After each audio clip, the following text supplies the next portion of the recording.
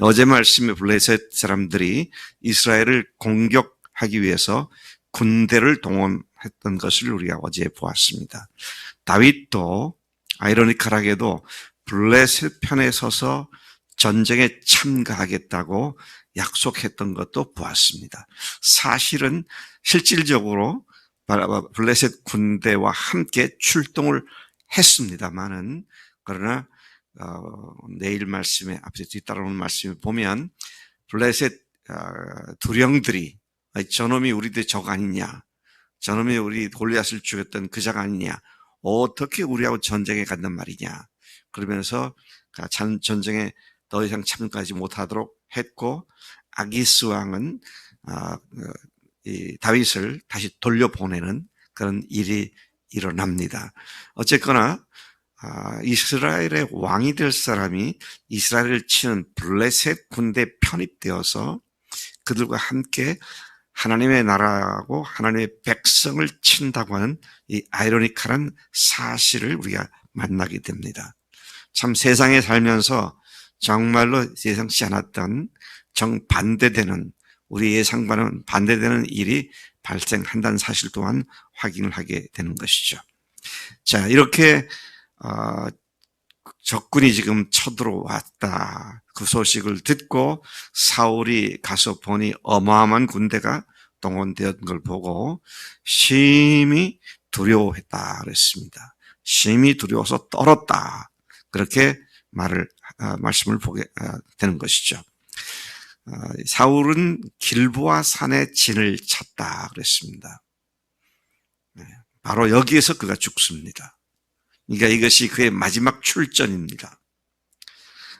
오랫동안 다윗을 추격했던 그의 추격이 끝남과 동시에 하나님께서는 그를 전쟁터에서 죽이시는 그런 일을 하시기 위하여 결국은 블레셋을 동원시켰고, 또 블레셋의 다윗이 블레셋 편입된 군대로 출전했다고 하는 건 참 아이러니컬한 일이 아닐 수 없다 생각을 합니다. 자, 급한 마음에 그가 선지자들을 불렀고, 또 점치는 사람도 불렀고, 또 우림, 둠밈, 대제사장이 손에다 넣고 이렇게 점을 칠 때 사용했던 그것도 사용을 해보았지만 일체 하나님께서 말씀하지 않으셨습니다. 사울은 사무엘이 죽었을 때에 그 땅에 있었던, 이스라엘 땅에 있었던 신접한 자와 박수들을 모두 내쫓았던, 죽이고 쫓았던 일을 했었습니다. 박수라고 하는 건 남자 무당이죠. 신접한 자는 여자를 얘기하는 것입니다. 신접한 여인, 그렇게 얘기를 하는데요. 신하들에게 자기를 위해서 신접한 여인을 찾아봐라, 그리고 내가 그리로 가서 그에게 물어야겠다, 그렇게 명령을 내렸고, 그의 신하들이 찾은 결과를 엔돌이라는 지역에 한 여인이, 신접한 여인이 있다고 알렸습니다. 그러자 사울이 변복을 하고 왕복을 벗고 평복으로 갈아입고 다른 두 사람과 함께 길을 떠납니다. 상당히 먼 거리였습니다. 일찍 떠난 것 같아요. 근데 하루 종일 아무것도 못 먹었다고 그랬습니다. 그리고 도착한 것이 밤중이었습니다. 굉장히 피곤하고 지친 여행길이었던 것을 상상해 볼 수 있습니다. 자, 그래서 이제 그 여인에게 도착을 하고 사울이 나를 위하여 신접한 술법으로, 네가 사용하는 기술로 내가 네게 말하는 사람을 불러 올려라, 그렇게 요청을 하죠. 자, 이 부분은 우리가 성경학자들이나 신학자들이 적당하게 잘 이해할 수 없는 구약 성경 중에서도 가장 잘 설명이 되지 않는 부분입니다. 하나님께서 신접한 여인을 통해서 죽은 사무엘을 불러 올리게 했다. 여러 가지 썰들이 있습니다만은 그 어느 것 하나 제대로 된 설이 아니다라는 사실을 우리가 보게 되는데요. 어쨌든 돌아가서 다시 보겠습니다. 자, 그런 요청을 받은 이 여인이 신접한 여인이 말을 합니다.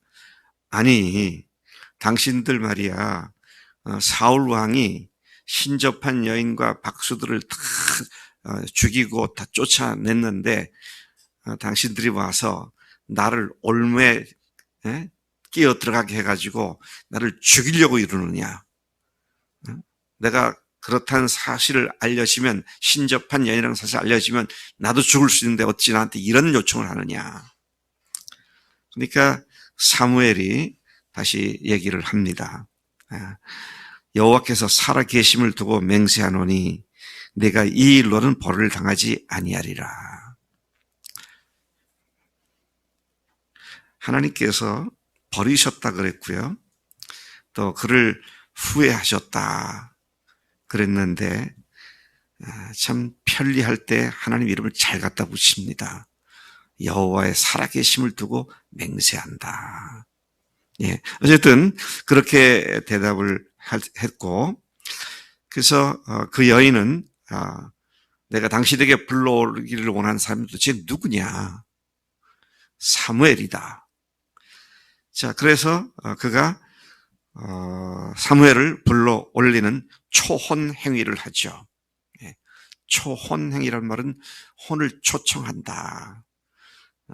우리나라 옛날 무당들 배뱅이, 배뱅이 왔구나 왔어 하면서 이제 막 춤추고 막 요령을 흔들고 하다가 신접을 하게 되면 이제 맞다고, 배뱅이가 왔다고, 그렇게 거의 그런 모습을 우리가 연상하면 될 것 같습니다.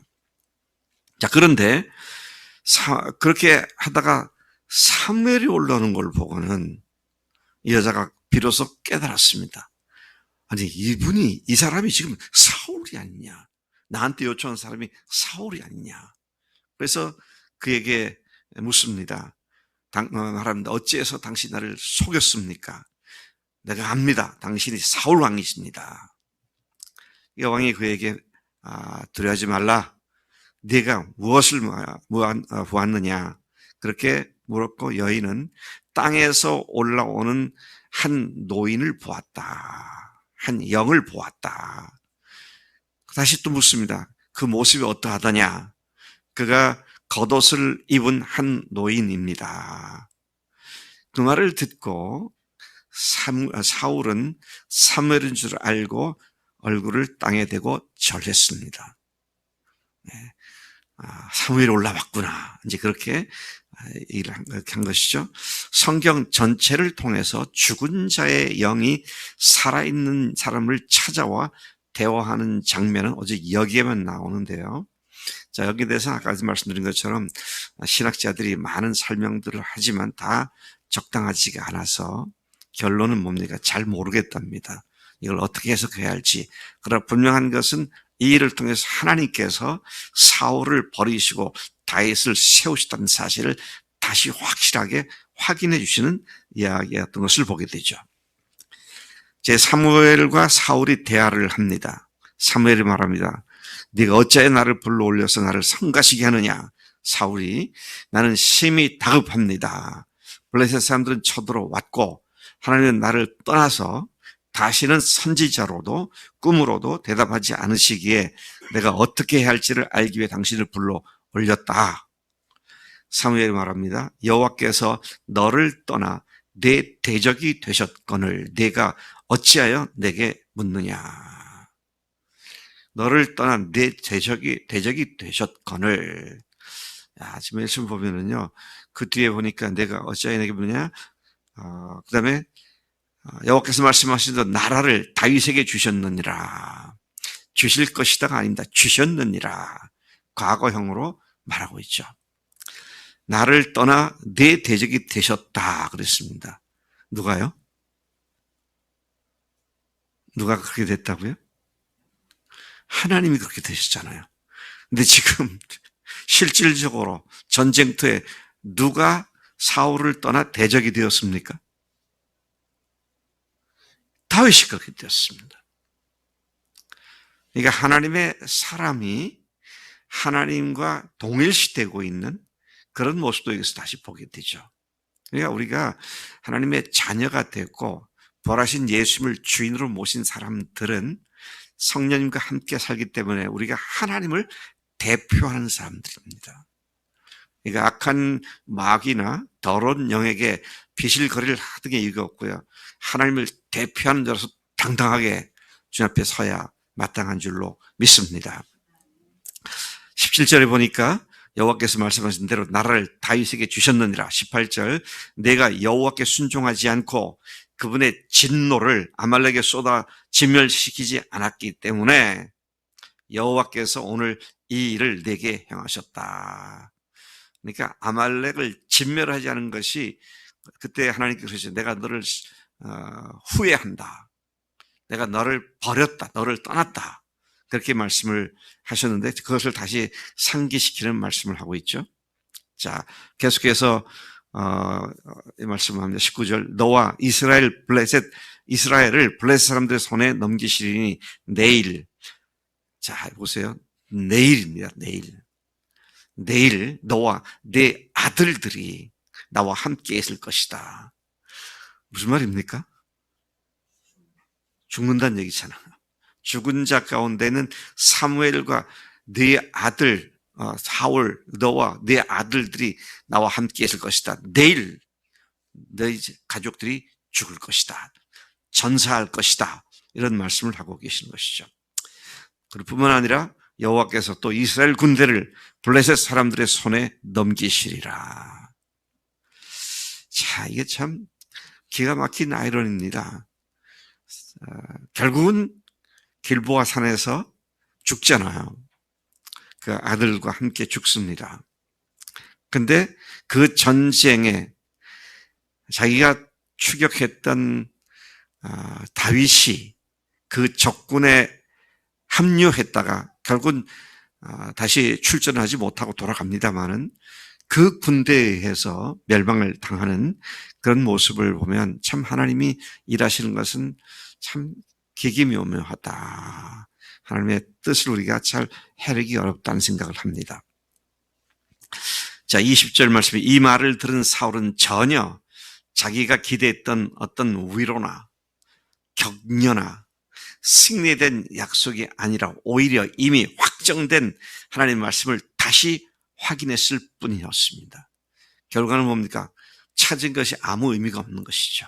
사무엘을 불러오는 것이 아무 의미가 없고 뿐만 아니라 그는 그 자리에서 침이 들어와서 그냥 펄썩 주저앉아 쓰러지고 말았습니다. 몸에 맥이 다 풀려서 쓰러지고 말았죠. 그가 들은 이야기와 함께 만 하루 동안 아무것도 먹지 못했던 그런 체력 때문에 그렇게 넘어졌다. 성경은 그렇게 말하고 있습니다. 자, 21절 보니까 그 여인과 사울의 신하들이 강권하여 그와 그의 신하들이 음식을 먹고 그들이 먹고 일어나서 그 밤에 전쟁터로 떠나갔음을 이야기하고 있습니다. 여기서 우리가 정말로 배워야 할 일은 하나님의 뜻을 거부하는 자, 하나님께서 이미 선포한 것을 믿지 않거나 거부하고 자기 뜻대로 모든 것을 조작하려는 자는 반드시 망한다는 사실이죠. 참 우리가 하나님을 하나님으로 믿고 인정한다면 주님이 하신 말씀에 우리가 순종하고 회개함이 마땅한데 어떻게든지 그런 일이 자기에게 발생하지 않게 하려고 상대방인 다윗을 집요하게 죽이려고 했던 그의 결말이 결국 이렇게 되고 말았다는 것이죠. 주님께 절대 순종하는 자세를 우리가 공고하게 견고하게 가져야 할 줄로 믿습니다. 또 오늘 우리가 이 시간 예수를 위해서 정말 간절한 마음으로 주님의 뜻을 어그러뜨리는 일을 하지 않도록 같이 기도해야 할 줄 믿습니다. 하나님 아버지 감사합니다. 이 아침에 사울의 망령된 행동을 통해서 하나님 우리에게 강력한 경고를 주시는 것 감사합니다. 그가 10여 년 동안 하나님의 뜻을 알고도 그 뜻을 거부하고 자기와 자기 아들을 왕으로 세우고 하여 다윗을 제거하려고 그렇게 집요하게 그를 추격했었는데 하나님께서 이미 그를 버리셨다고 말씀하셨고 이미 그를 떠나셨는데 그는 영적으로 깨닫지 못하고 자기 욕심을 따라 살았던 그런 우매함을 우리들이 봅니다.